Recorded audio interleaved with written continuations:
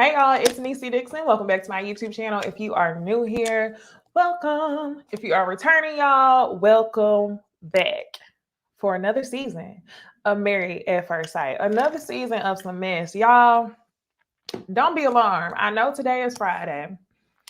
I usually put out my Married at First Sight reviews on Thursdays. But that's how I am done, okay?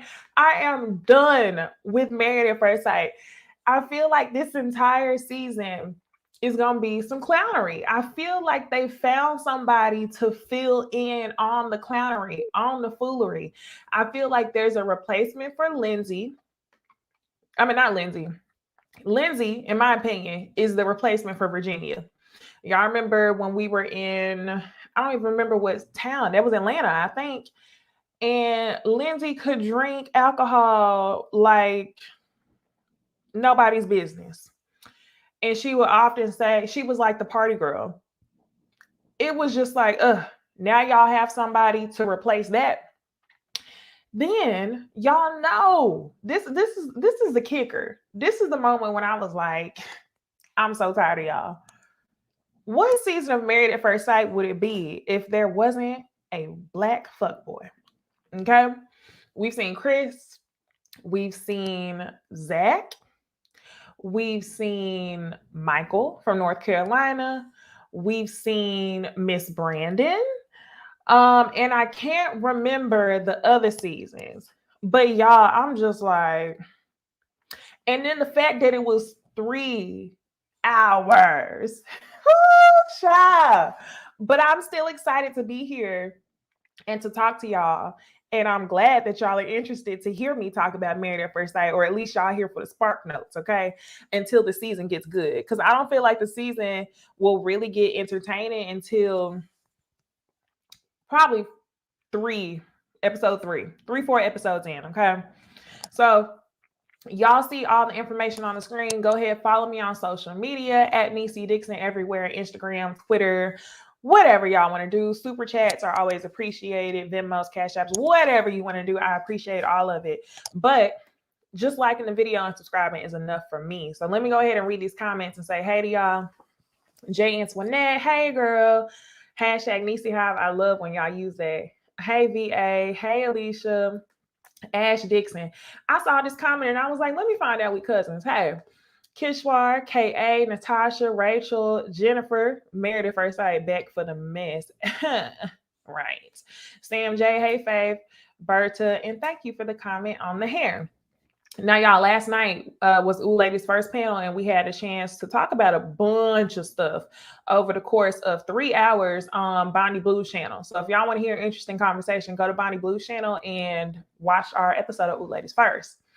Mizzle, he says, you can tell the producers and experts didn't give a what about the cast pairings because there is no way many of them will be great candidates for marriages.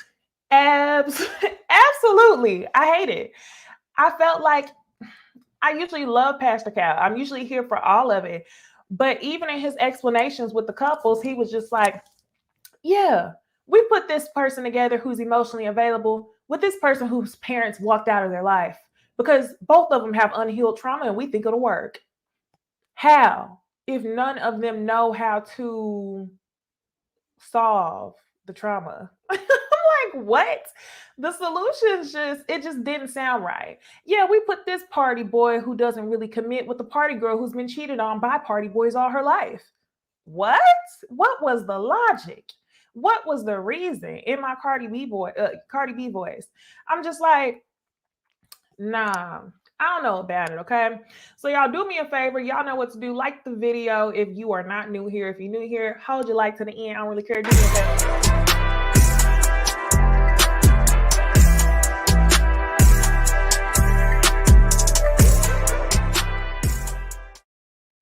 All right, so let's talk couple by couple. As we talk about the introductions of these couples, we're not going to go in any particular order, but I figured we could go ahead and start with Alyssa and Chris. I hope y'all also follow me on Twitter because, like I often say, when it comes to Married at First Sight, this is a show that I'm usually always tweeting about as the show goes on. So I go on these like 3-hour Twitter threads talking about every significant moment in the show. So that way, if the show comes out on Wednesday and I don't post a review till Friday, like today, then you know exactly what I'm talking about. Shout out to Jay Antoinette for becoming a YouTube member. Necey Hive Official. I appreciate it. So yeah, on Twitter, y'all, I said that Chris and Alyssa reminded me of Haley and Jacob. It just gave me those type of vibes. Something about Alyssa to me, and this is before the bachelorette party, because y'all, I'm gonna talk to y'all about the series of events. But I'm just gonna give y'all first impression couple by couple. Then we're gonna talk about like the actual events that happened.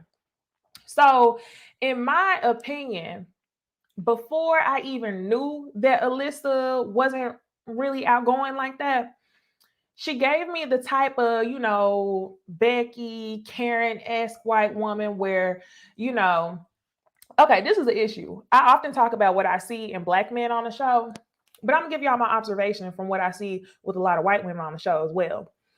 I feel like women like Haley, women like Alyssa, and I don't know her that well, this is just my first impression. They get to a certain age, and I feel like they're raised to become wives.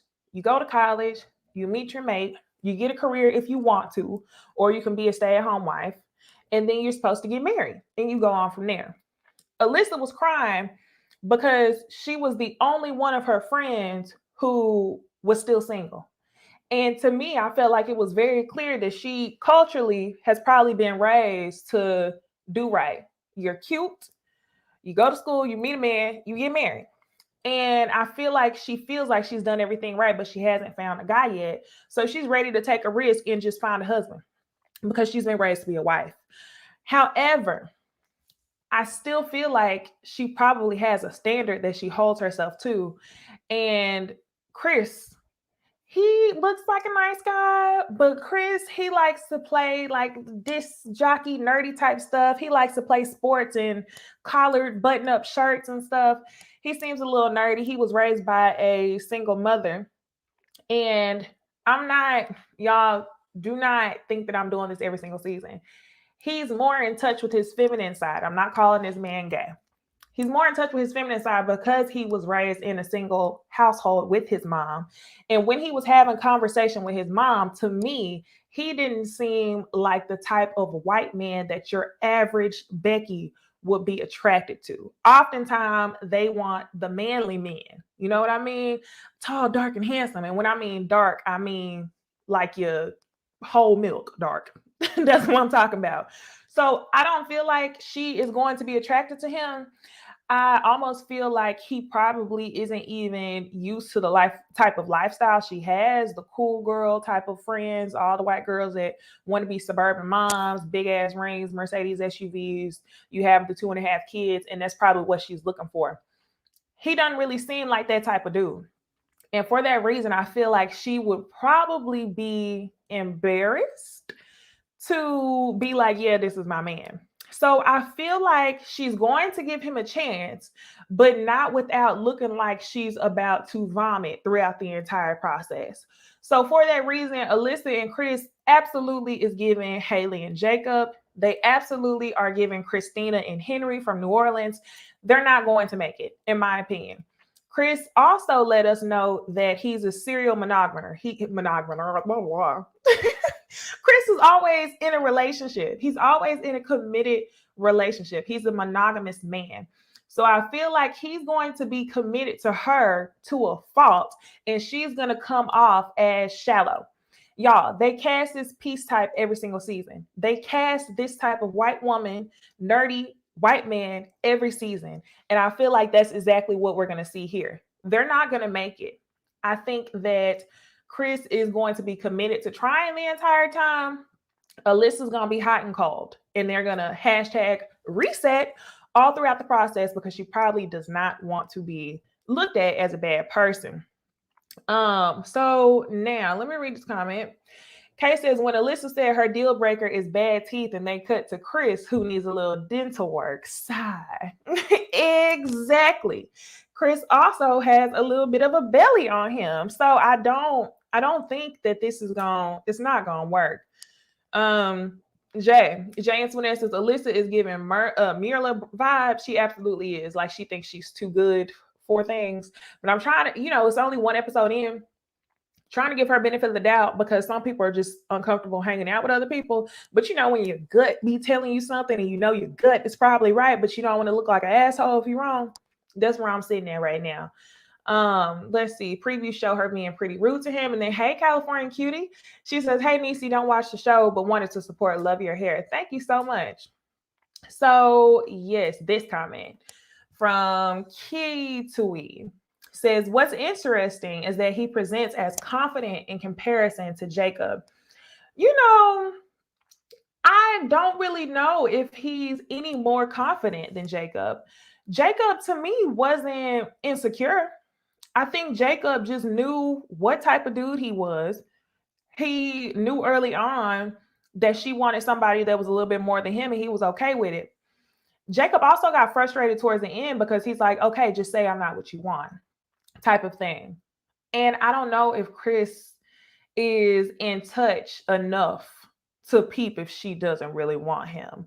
But I guess we're going to find out. I feel like this is also going to be probably the boring couple. Y'all know every single season there's always a boring couple, and they don't really get that much screen time in comparison to everyone else. This is our boring couple. It's just going to be hot and cold, reset, reset, reset. So I think that's pretty much all that I have to say about Alyssa and Chris. We didn't see them get married this episode, but I'll go into more detail about what I thought about them at the bachelorette party and at the bachelor party. So let's move on to the next couple. Who else do I want to talk about? Let's talk about one of the black couples. Okay. I know who I want to talk about. I want to talk about Jasmina and Michael. Jasmina is gorgeous. Okay. I love when I watch this show and I see my successful natural hair queens. I don't even care if it's not natural. They be on the show looking cute. And I got excited when I saw Jasmina and Katina. But from the past 2 seasons, I always feel like somebody scorns me in a way. So I have trained myself not to get overly excited, because I almost got excited about Michaela from last season. Episode 1, I was excited about Michaela, and then she showed her ass.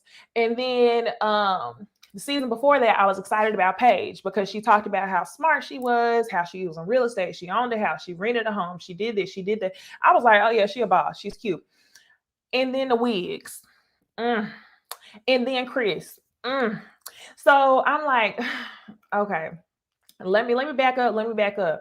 But I think we can clearly say that Jasmina is beautiful. She's super tall. She's like a damn model. And Lindsay, who I'm about to introduce y'all to in a minute, Lindsay could not lay up off of talking about how pretty Jasmina was. I'm like, damn, do you want Jasmina or what? Are you here to marry a man or are you into the women's? Because Lindsay kept complimenting her and I was like, oh my gosh.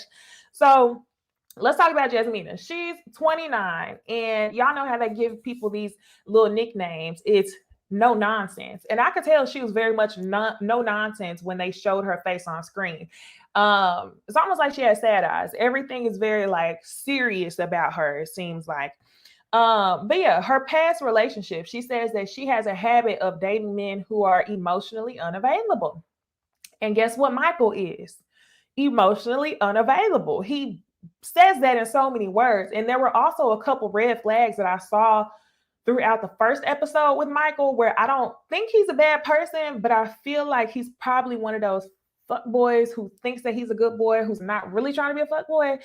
And it's only because he's not really in touch with his emotions. And there were a few comments that he made that made me feel like he literally was going to run. So let me tell y'all why that's not good for Jasmina and why this was not the match, in my opinion. Jasmina goes into the backstory of her life, and her mom actually walked away from the household and never came back when she was 2. It was her sister, her dad, her mom. They were a family. Her mom left when she was 2, never came back. So whenever she turned 7, her dad remarried her stepmom. And eventually her dad moved to Jamaica, I think when she was like in high school, she said 16 or somewhere around that age. And Jasmina asked her stepmom to get full custody of her and her sisters. So in a way, Jasmina has kind of been, at least the way they portrayed the story, she's kind of been orphaned. And she's used to people being unavailable for her, which I feel like you can tell there's a exterior of steel all around her. Even when it came to her trying on dresses, she went and tried on dresses with her stepmom, her sisters, and they all were crying. And she was like, y'all not gonna catch me crying. But you could tell her sister and her stepmom was crying because of everything that they had been to and she been through. And she was simply just like, absolutely not. Okay, like no. So her stepmom was really protective of her because of what she's been through. So on the other hand, let's talk about Michael. This is why I feel like Michael is a good guy. Jasmina is a good girl. But it's not always the case where you put people together and you go same.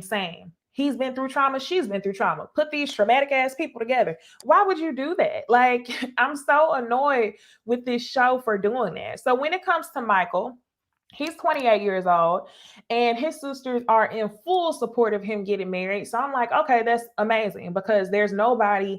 It's always harder whenever you see somebody in the immediate family and they're more nervous about their family member getting married because they end up messing up the vibes. They really do. Because y'all know you marry that person's family as well. So anyway, he goes into his traumatic past and we find out that his father passed away. His brother passed away when they were kids, and his mom passed away, and his grandma passed away. So it's odd because you have a family full of siblings. There's no anchors of support there. There's no grandparents, no mom, no dad. They are all, it seems like they all mourn a loss, but they're all extremely close, right? So he says because he's been through all that trauma, it's been hard for him to open up if he hasn't been able to process his emotions. So one thing I will say is I think that it's good that he realizes that he hasn't processed those emotions. And that means that he knows where he needs to work.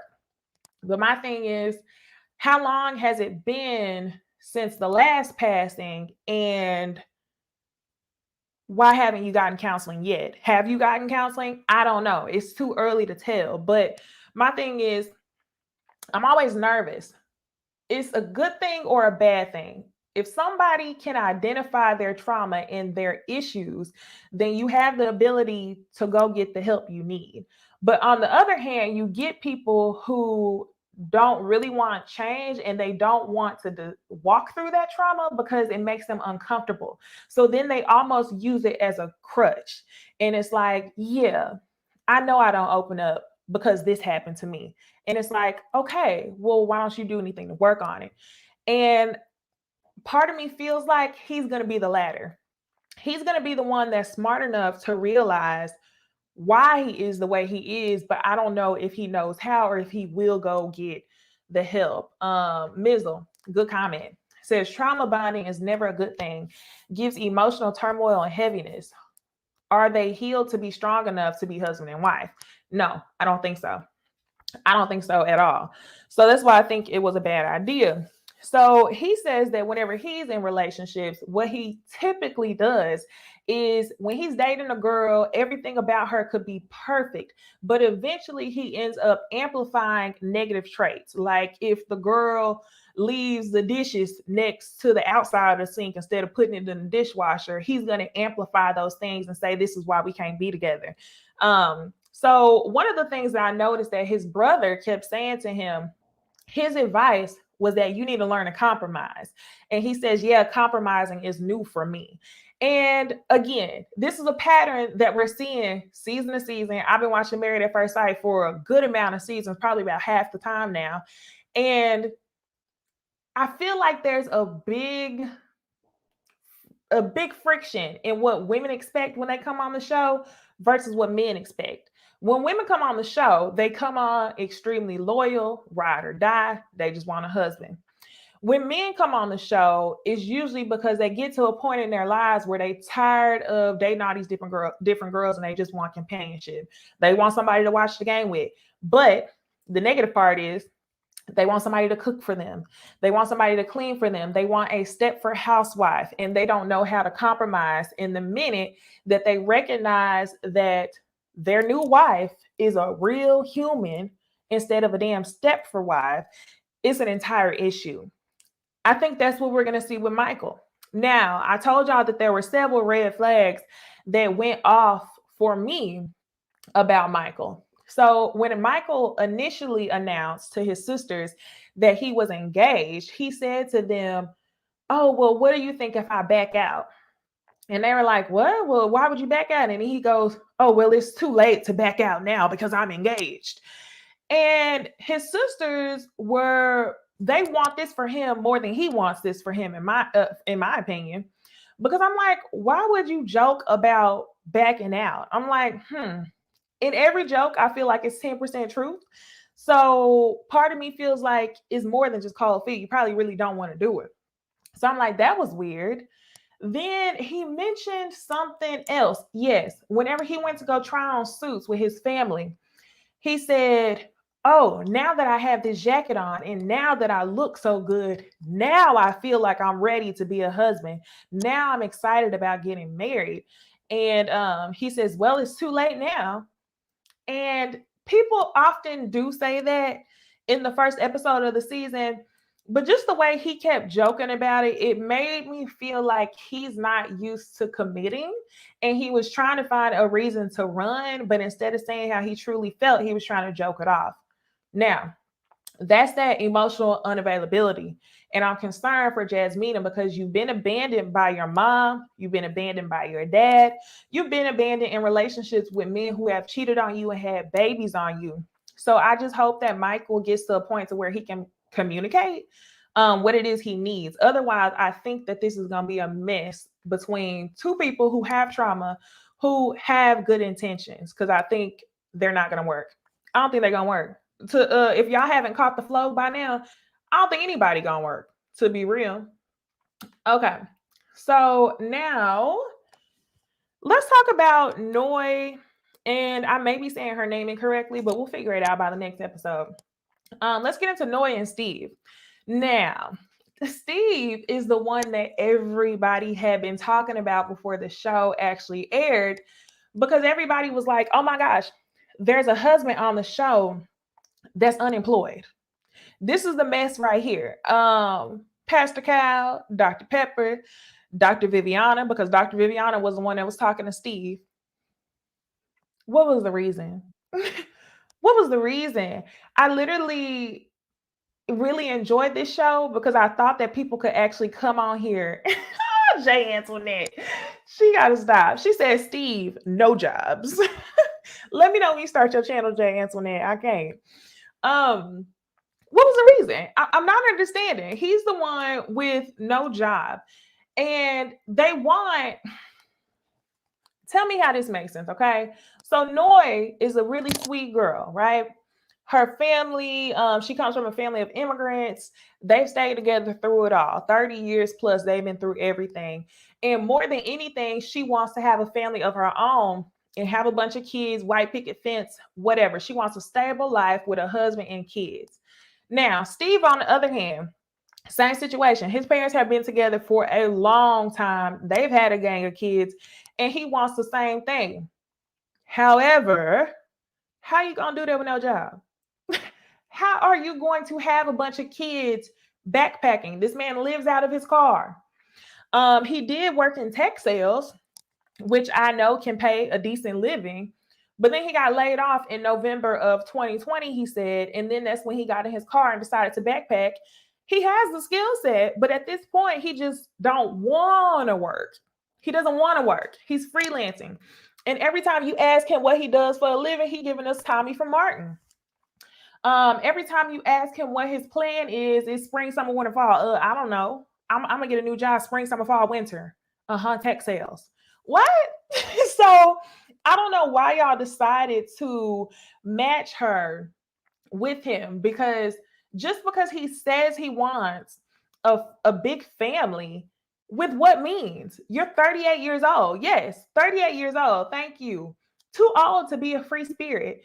And at this point, if you can literally say that you want to have a big family and you want to start one as soon as possible with no job, it's like, y'all should have peeped that.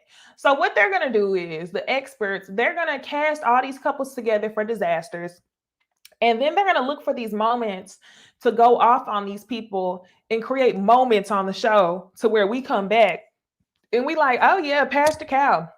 Oh yeah, Dr. Pepper was holding them accountable. And it's like, y'all the same ones that casted them though. So let's not be fooled this season, y'all. They filming these seasons 4 damn weeks apart, it feels like. So let's not be fooled, okay?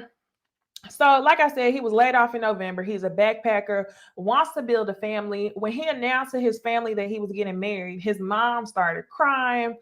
I think that his mom is just very loving, very emotional, but she may feel the need to overstep in his relationships. Who knows? We gonna find out. So then his sister says, what are you gonna say whenever your wife asks what you do for work? And he says, I'm gonna tell her that I'm finding myself and I freelance and I'm just gonna continue to work on myself before I get back into my career. Yeah, November 2020. He's been backpacking for an entire year. You better hop into the damn tech sales, okay? If he does not, this is why I'm a little bit worried.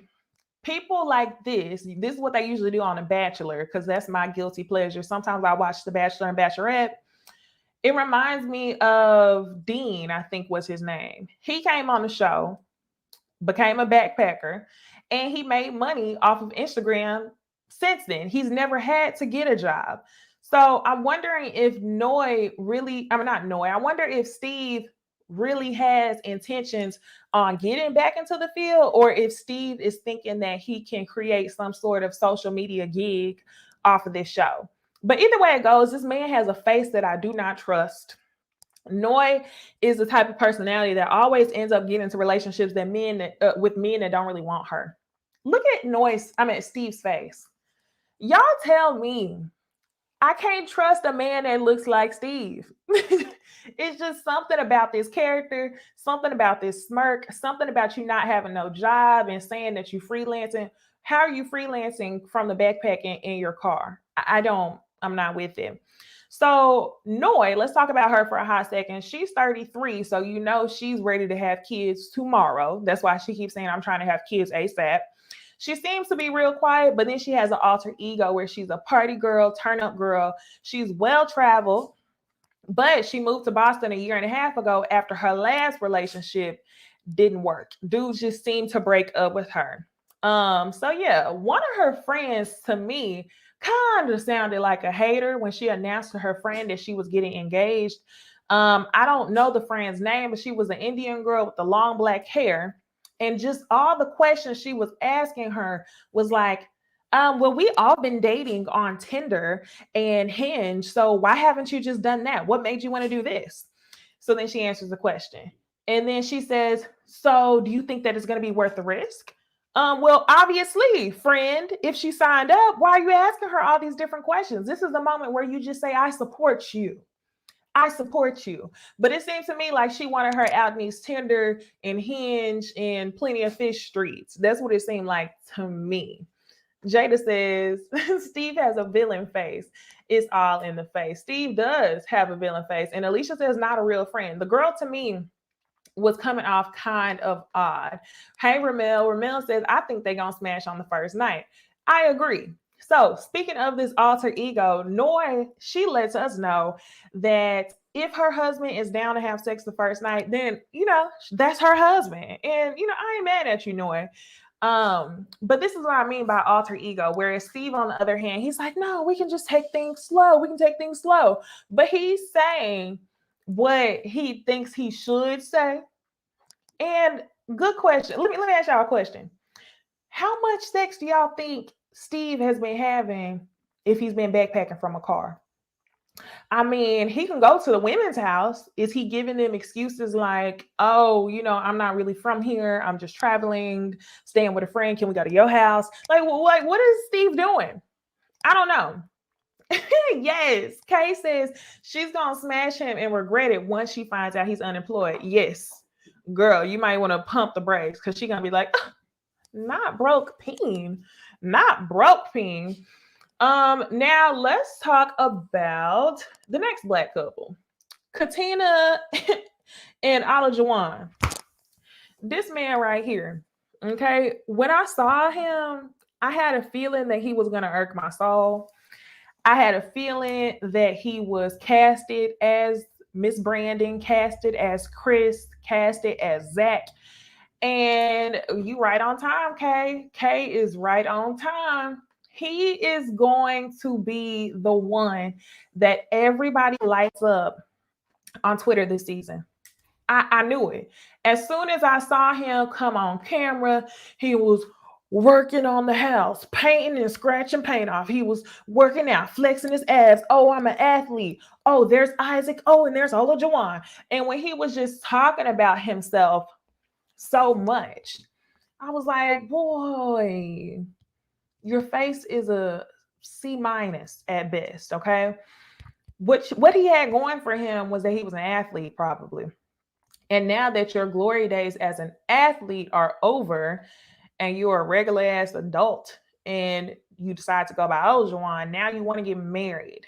He is definitely the type of man that I explained earlier in the video. You get to a point to where you didn't ran out of the fast lane. You ain't got nothing else to do. You ran out of gas in the fast lane. So now you like, you know what? I want companionship. I want to mess up somebody's life. I want a step for wife. Let me order one from Married at First Sight casting. And I feel like that's what he has done. Oh, see, Golden says this dude wants a traditional wife but can't grill a hamburger. Okay. Exactly. I'm just like, come on. Saintly Iconic Soul says Olajuwon is toxicity at its finest. I agree 100%. Yes, yes. See, light skin privilege can't ride that way forever. Eventually it's gonna crack, okay? Eventually it's gonna crack. But yeah, I think he keeps trying to dress it up in this, oh, I've grown, I'm tired of playing those games. One day I'm Isaac, today I want to be a grown man, today I want to be Olajuwon, today I want a wife, and he admires all these relationships. You want to play it and make it seem like you're tired of your ways, but I think you know that clock is ticking. That clock is ticking and it's time for you to sit down. Your hairline is probably starting to recede. So you probably only got about 2 good more years on that thing. So you need to lock somebody in. He gonna be the one everybody talking about on Twitter. I know now. So let's go into details. Olajuwon, he's 29 years old, considers himself an ex-playboy. He's been single for the last 2 years. So like I said, he probably only got 2 more years on that thing before it starts to recede.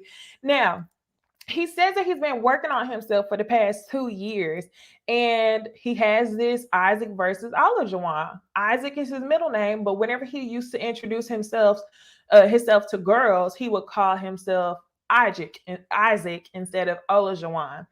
Now he's grown, whatever. And he also explains that growing up, he lost his dad. So he found that he had only cared about himself and his mom. And when he said that, in my mind, I was like, oh, you one of them type of fuck boys.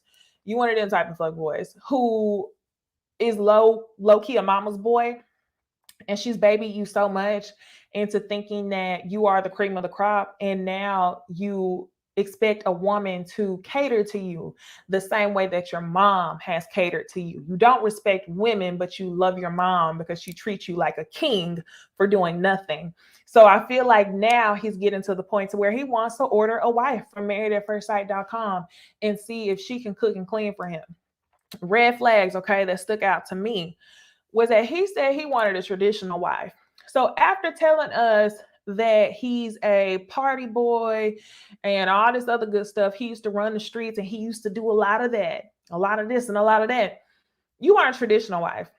He says that any woman that cannot cook or clean, well, he didn't say clean, but y'all know he probably was thinking it. He said any woman that cannot cook is not a wife. And I'm like, okay, it's your mama's fault. It has to be, because I don't understand why you think that you can just sign up for a wife and you think you're going to get somebody to cater to you. He's going to be toxic AF. He also said he used to pull a lot of girls on Facebook. So speaking of Facebook, let's talk about Katina and her trauma and why they thought that Olajuwon would be a good match for her. So Katina, she's 30 years old. She's a party girl no more as well. Her and Olajuwon both have that in common, where they both used to party a lot. Now, they also both have experienced the loss of fathers. So for that reason, Katina says she has never really known how to date. Jennifer, let me read this comment because you're on point. She said the past 2 years been a pandemic. We all been working on ourselves and not partying. Excuses, exactly. So Katina, she's lost her dad, never really got to see what it was like to date or what a relationship had been like. So for that reason, all of the relationships that she's been in, she's found that she's been with men that cannot properly love her. So she's been cheated on multiple times. And like I said, speaking of Facebook, she found out on Facebook that a guy she was dating was in a relationship with another woman for 9 years. Now pause. Pause.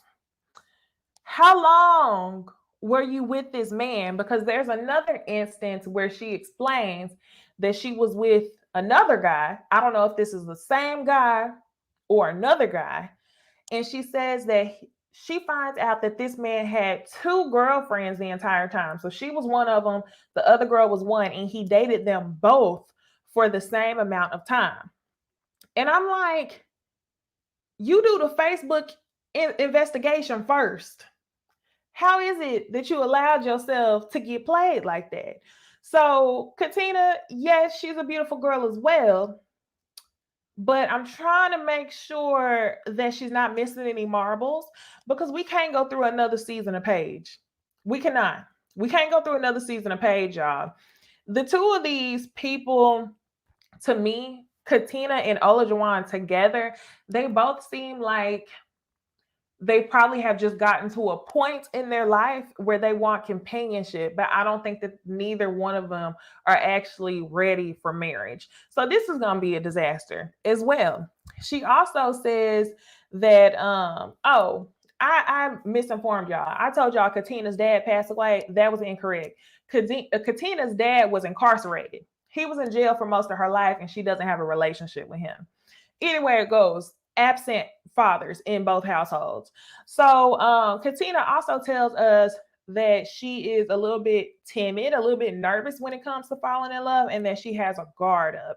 But I feel like some people, they often have a guard when it comes to dating, but they actually want to be with somebody so bad that when they get on this show and they have a ring on their finger and they get married, then all of a sudden it's just like, this is my husband. I'm gonna trust him. I'm gonna be all over him from day one. And I feel like she's gonna do that until she realized that she actually ended up marrying the fuck boy. I think it's gonna take her a little while to realize that she actually ended up marrying the fuck boy. And I'm like, why would y'all set this up? No party girl wants to marry, the copy and paste version of all 15 fuckboys who she's had to date over the past 5 to 10 years. So that was dumb. Okay, now I think we can get into our last couple. Our last couple is actually the one who we saw get married. And I didn't forget, there was the bachelorette and bachelor party. I'm gonna tell y'all about that, as well as their wedding.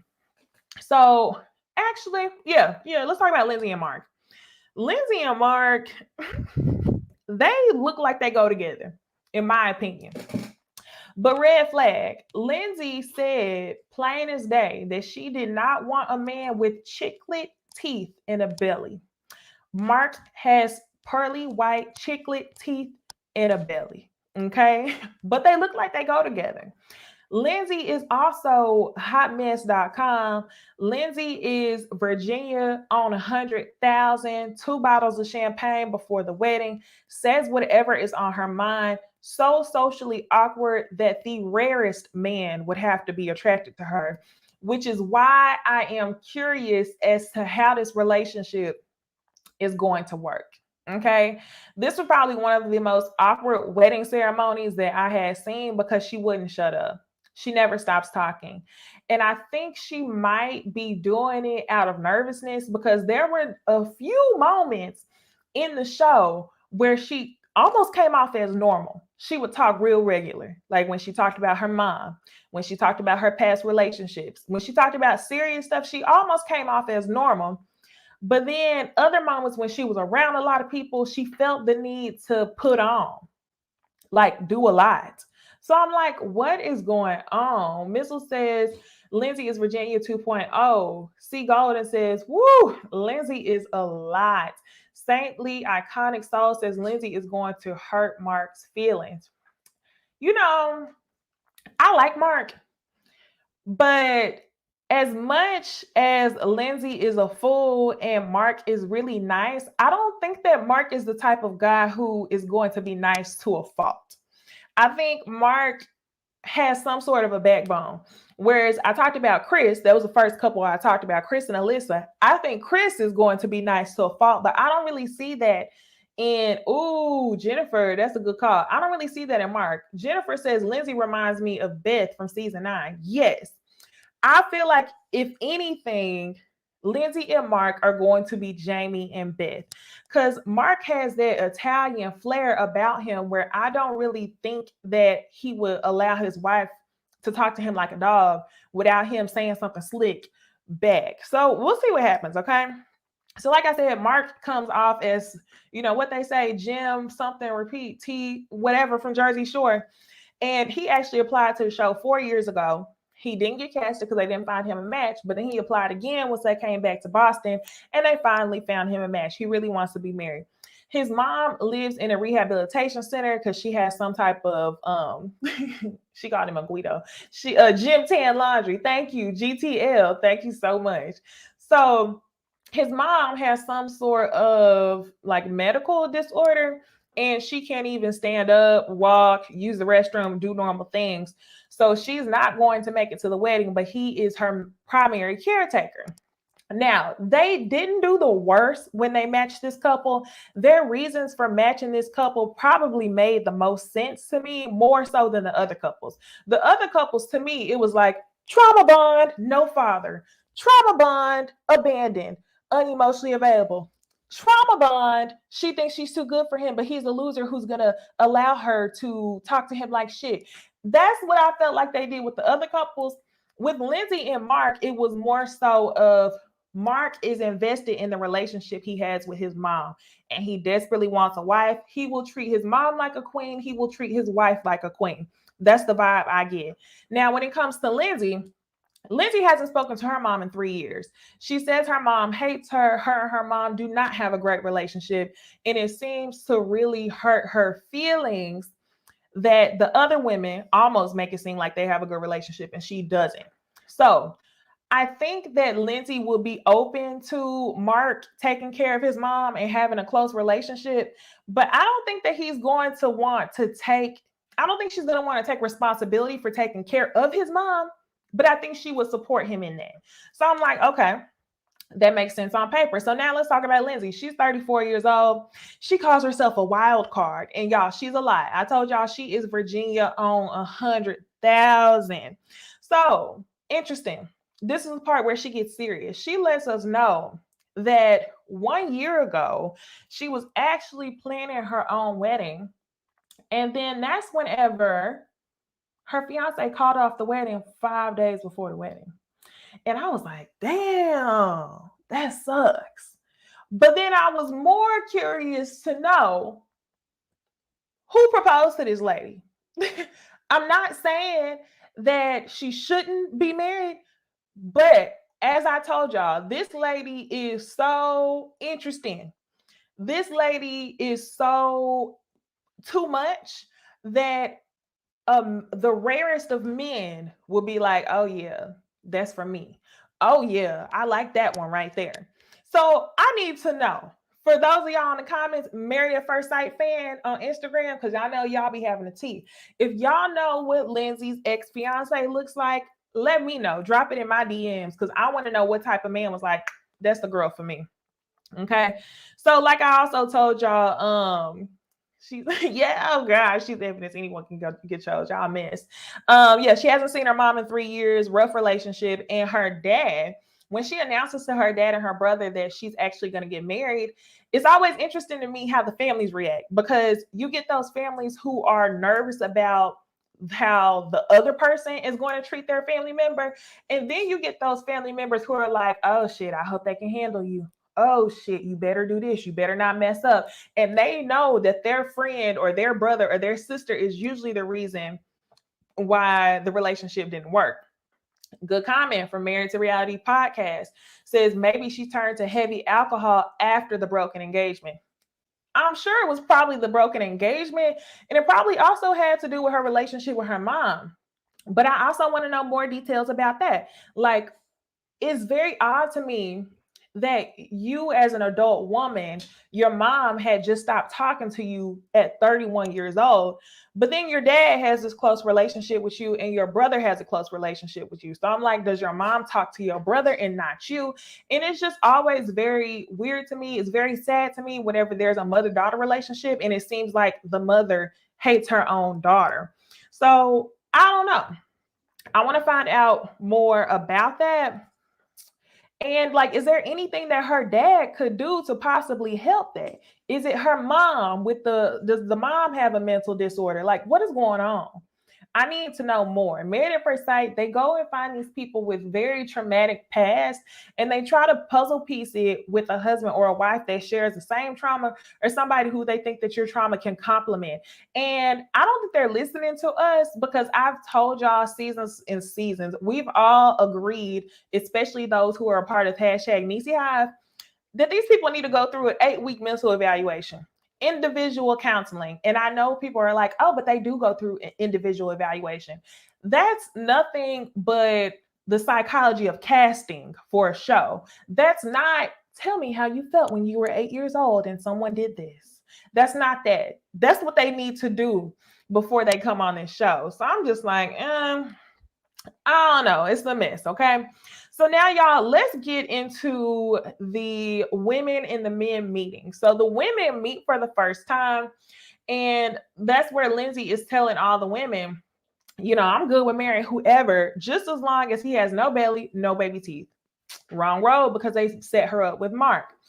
And then the women start talking about their moms. Lindsay starts crying. As I told y'all before, that's a really emotional space for her to hear people talk about their mothers. So again, we need more receipts. Now they talk about sex. Who would have sex with their husband on the first night? And surprisingly, or not surprisingly, because she told us she had a wild card, Noi, out of everyone, the quiet girl is the one who said that she's down to have sex with her husband if he is down. On the other hand, Steve is like, oh, with no pressure, it's whatever she wants to do.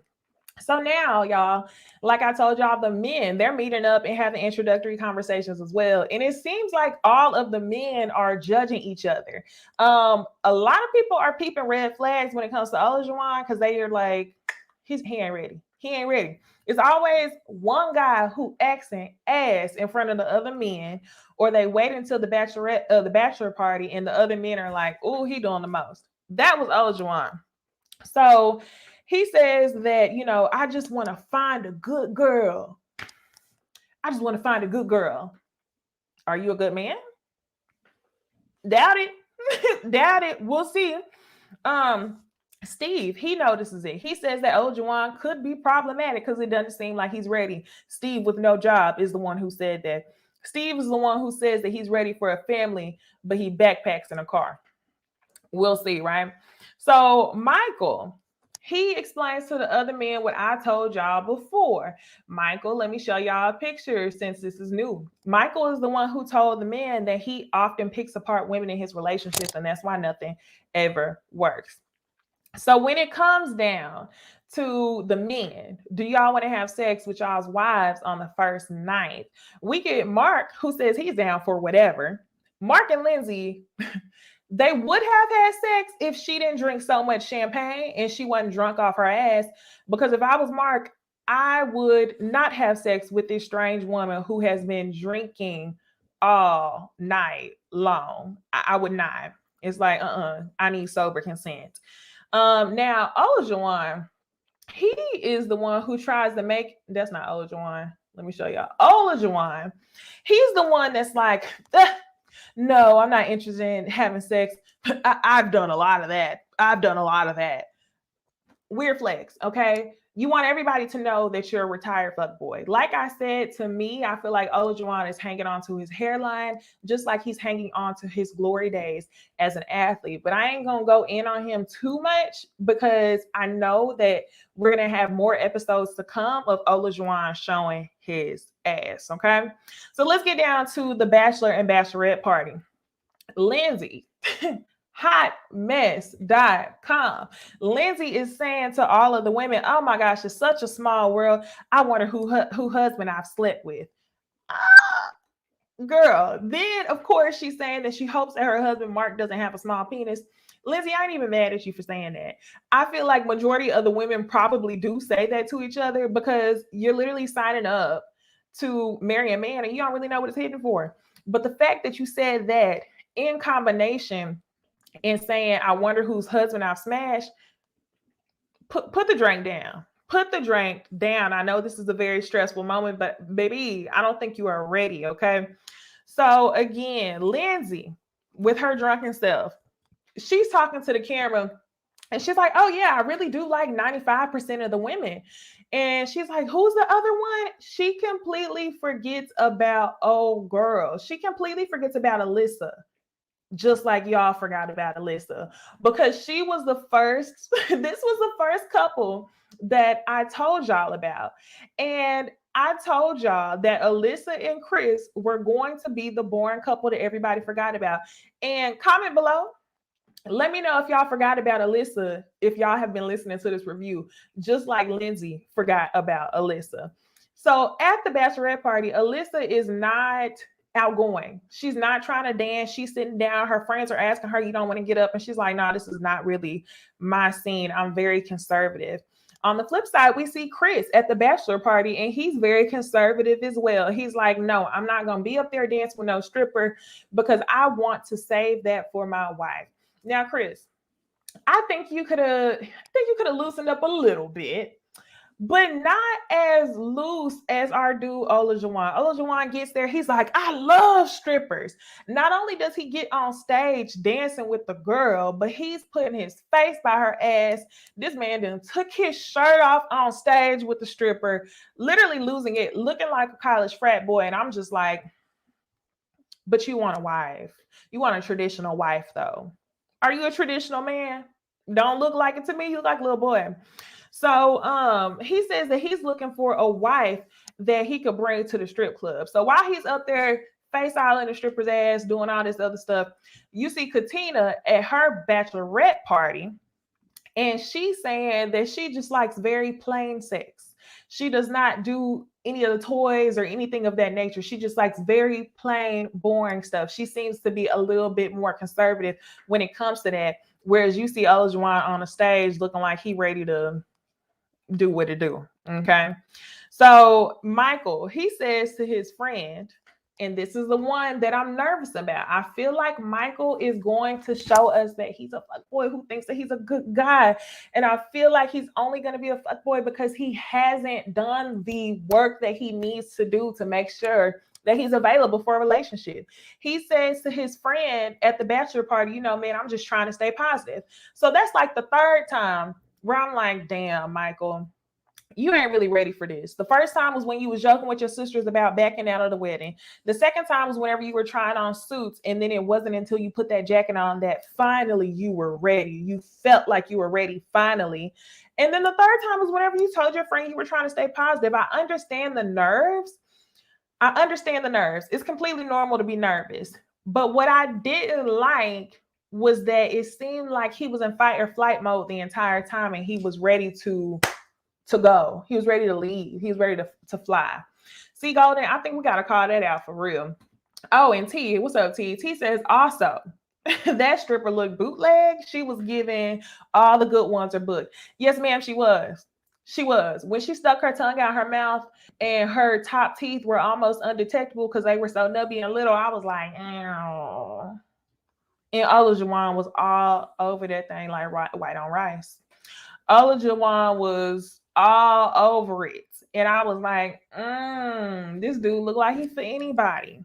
It wasn't even no Atlanta type stripper, Magic City stripper. I was like, I cannot. So we do end up seeing one wedding this episode. The one wedding that we get to see is Lindsay and Mark. And Lindsay, again, she gets very serious in this scene. She's saying that it's finally her time to get married. She's crying tears of joy because she's wanted this for so long.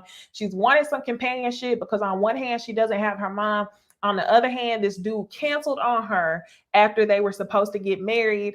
And she's actually really happy. And it's moments like that where I'm like, damn, Lindsay, you seem like you could be a cool person if you just calm down. It don't take all that. She seems like she could be a cool person if she did that. So then Mark is calling his mom on the phone. And she seems to be just like a Jersey Shore mom. He's like, Mom, I'm getting married. Remember, she can't be there because she has a medical disorder and she would be embarrassed and she can't walk or anything like that. So his mom was like, oh, okay. And he said, aren't you happy for me? And she said, well, if she stays. And his mom was like, why didn't you just do this the normal way? She seemed to be happy for him, but she was also very, very blunt. And I think he's used to his mom being so blunt. So Lindsay and her dad on the day of the wedding, they start talking about her relationship with her mom. She gets emotional. Her dad wants her to change the subject. Hold your head high. Let's do this, right? So they hop on the bus. And this is where the girl drinks 2 bottles of champagne. Y'all, I don't know if a lot of y'all realize, especially some men and women who don't wear makeup, getting your makeup professionally done is expensive. AF.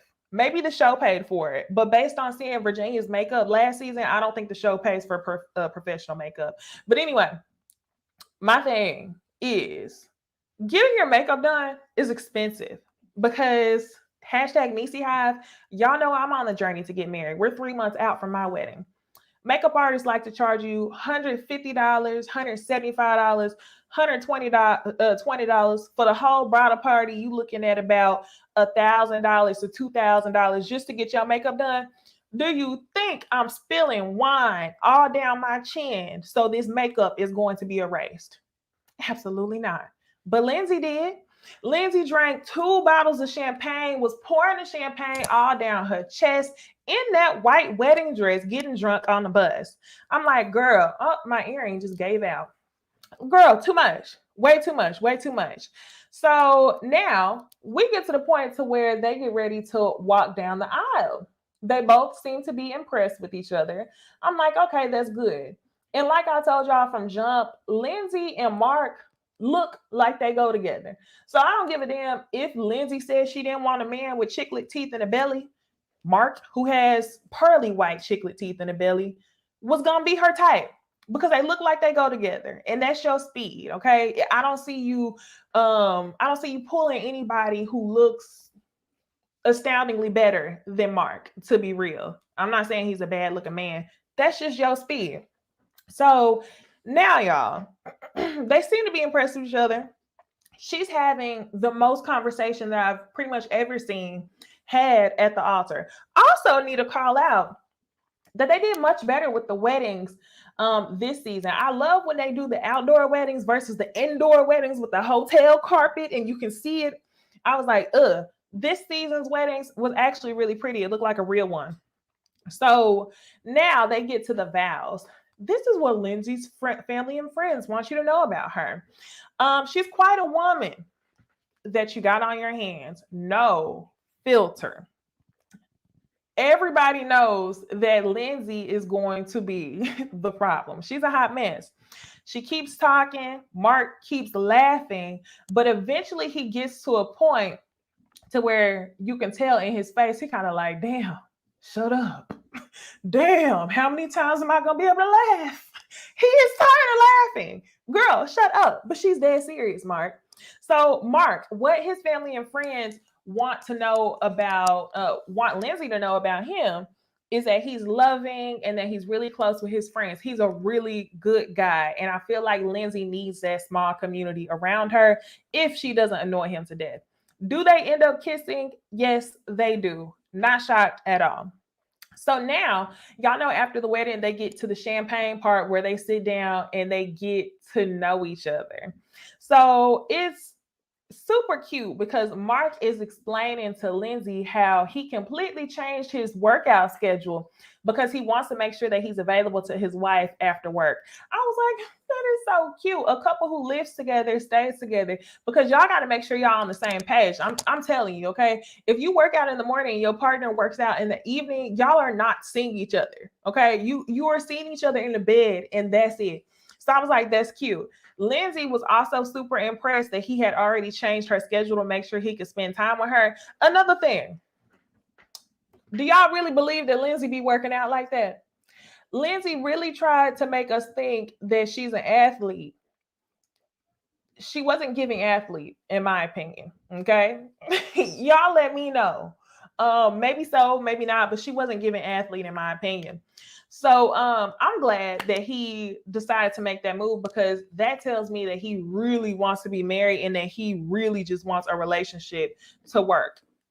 So next, y'all, she ends up talking forever. This girl is drinking more champagne. Don't forget, y'all, before she walked down the aisle, she took a bottle of Coke and was chugging it. And I was afraid the whole time that she was going to pour Coke on her white dress and you was going to have to walk down the aisle in front of all these people in a stained white dress. Anyway, this girl didn't talk so much. She laid her ass out on the bench. This is the comment right here. Lindsay's exercise is running her mouth. You were exactly right. So she laid out on the bench, just drunk, talking. He sits down on the bench with her. She's cuddled up against him. And then we find out that this is going to be a 5-cat household. Ugh. I'm a dog person. It's not that I dislike cats, but 5? No. No.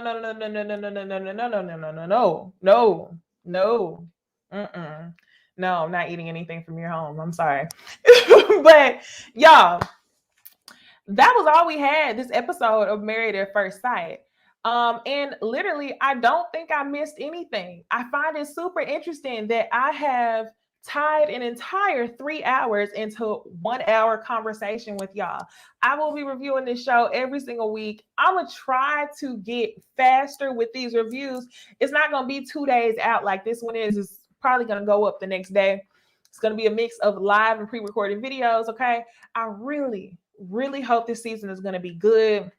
But it feels to me like it's going to be very, very much copy paste of the last 2 to 3 seasons. And it's triggering.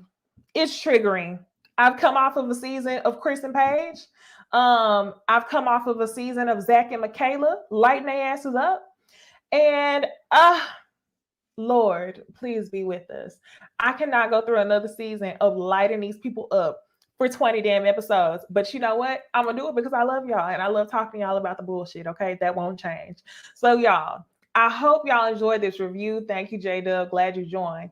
I hope y'all enjoyed this review. Again, do me a favor, like the video. Be sure to follow me on Instagram. Follow me on Twitter if you want to know my thoughts during the episode. Comment, subscribe, all that good stuff. And I will see y'all in the next video. Bye.